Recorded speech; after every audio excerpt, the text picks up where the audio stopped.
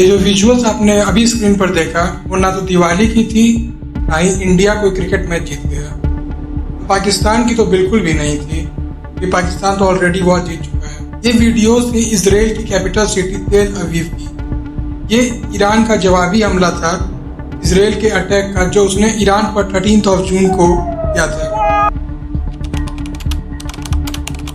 अगर हम आपसे ये बोलूं कि एक टाइम था जब इसराइल और ईरान दोस्त थे, आप में से शायद ही कोई मेरा विश्वास करे, लेकिन ये सच है।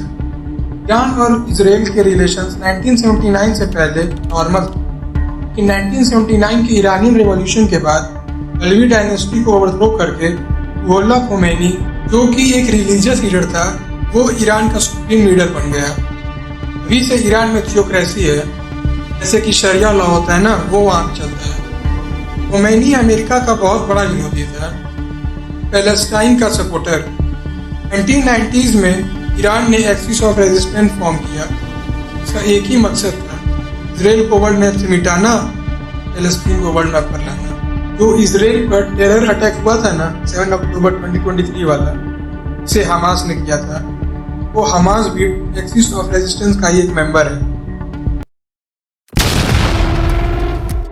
13 जून की मिडनाइट इसराइल ने ईरान पर सरप्राइज एयर स्ट्राइक्स की।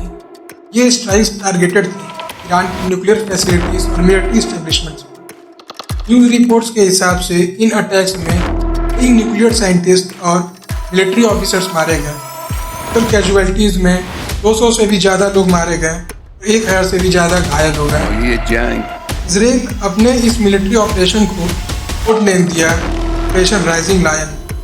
इसराइल ने यह अटैक शक के आधार पर किया। उसके अकॉर्डिंग ईरान 3 न्यूक्लियर वेपन्स बनाने की कैपेबिलिटी अचीव करने वाला था।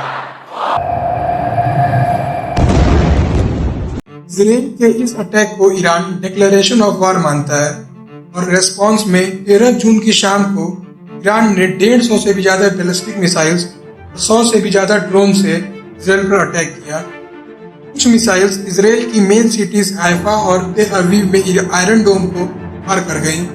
न्यूज रिपोर्ट के हिसाब से 20 से भी ज्यादा मौतें हो गई और 500 से भी ज्यादा लोग इसराइल में अभी तक घायल हो चुके हैं।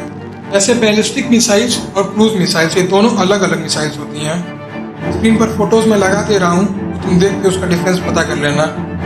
ये तो इस टॉपिक को एक्सप्लेन करूंगा तो यार पूरा वीडियो ही लंबा हो जाएगा। ईरान ने अपने इसराइल पे इस अटैक को कोड नेम दिया ऑपरेशन टू प्रॉमिस ब्लड। ये स्ट्राइक दोनों तरफ से अब भी चालू है और लग नहीं रहा कि जल्दी रुकने वाली है। इसराइल ने इस एयर स्ट्राइक्स को रैंडमली नहीं किया है, उसने इसकी काफी टाइम से प्लानिंग कर रखी थी। इसराइल का प्लान ईरान की प्रेजेंट गवर्नमेंट जो अली खान नहीं लीड करता है उसे ओवरथ्रो करने का है।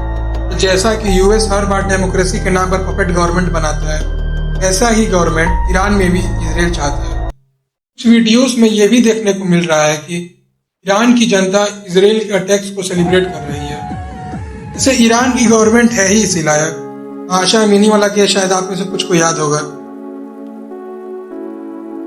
अभी ये सब चल ही रहा था कि एक ईरानियन ऑफिशियल का स्टेटमेंट आ गया, पाकिस्तान इसराइल पर न्यूक्लियर अटैक कर देगा अगर इसराइल ईरान पर न्यूक्लियर अटैक करता है तो।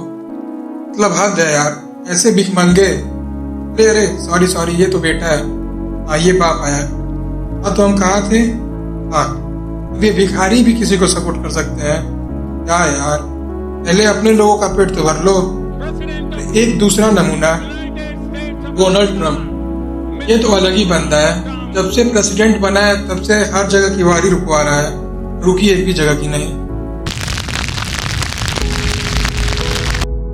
देखो यार, वॉर तो शुरू एसी कमरों में बैठे कुछ पॉलिटिशियंस और ऑफिसर्स करते हैं, लेकिन उसकी भरपाई सिविलियंस अपनी जान देकर करते हैं।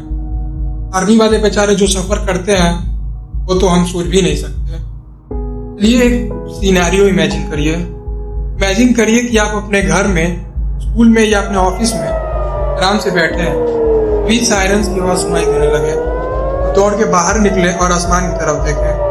आसमान से मिसाइल्स बारिश की बूंदों की तरह गिरने लगे। क्या सिचुएशन होगी? वहां के लोगों की सिचुएशन भी ऐसी ही है इस समय। वो लोग तो परपेचुअल स्टेट ऑफ फियर में जी रहे हैं।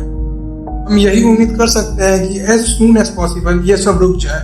बाकी तो अब सब ट्रम्प के याद है। इस मिसाइल के खेल में ईरान और यूएस की न्यूक्लियर टॉक्स जो ओमान में हो रही थी वो भी रुक गई। तो वर्ल्ड के स्टॉक मार्केट से बिलियंस ऑफ डॉलर साफ हो चुके हैं। जिस हिसाब से 2025 में पूरे दुनिया में वॉर चल रहा है, लग रहा है वर्ल्ड वॉर 3 पानी के लिए नहीं, बस कुछ चूतियों के गलत डिसीजन से हो जाएगा। चलो यार, मुझे भी बंकर खोदने जाना है, क्या पता कब जरूरत पड़ जाए। ये वीडियो मेरा व्यू है, आपका अगर कुछ अलग है तो कमेंट करो। वीडियो अच्छी लगे तो लाइक कर देना और मन करे तो सब्सक्राइब कर देना। Bye bye.